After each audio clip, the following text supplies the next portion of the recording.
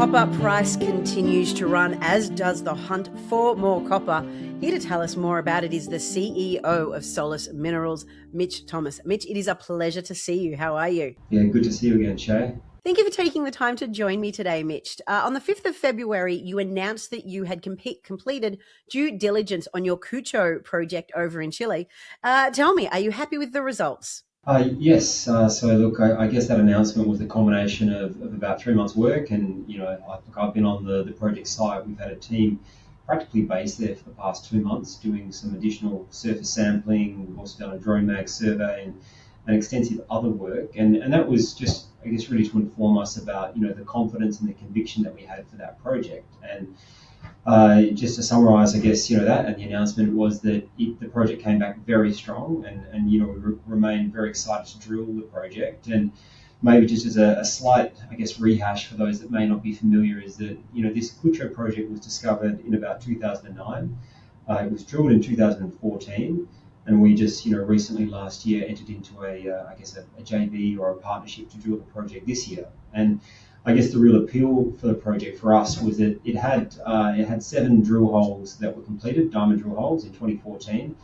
They all intersected material intercepts of copper mineralization with a bit of moly and a bit of silver. They're all quite shallow holes, so getting down to about 260 meters on average. And I think the most important thing for us was that, in addition to finding material copper in those initial intercepts, the first 7 holes, the main geochemical and geophysical anomalies were not tested for a number of reasons. Basically, not having access to that concession area, which has now been consolidated. We can drill those areas in the campaign that we have planned for about June of 2026. So overall, we think in this market, as you mentioned, copper is absolutely running. Cucho is a sinto candidate to potentially give us a big discovery in 2026. Now, Cucho isn't the only exciting copper prospect in your portfolio. The Cinto project, also located in Peru, last time we spoke was close to drilling. Do you have any updates for me?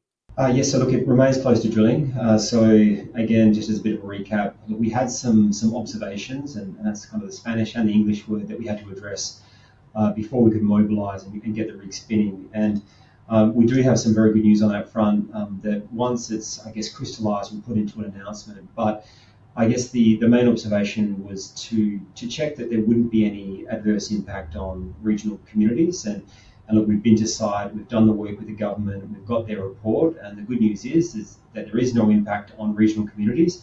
I guess, consistent with our baseline studies and our expectations. So that's really good news. In terms of timing for when we can start drilling and the diamond drilling campaign that we have planned for Sinto, look, I expect us to be on the ground drilling in March 2026.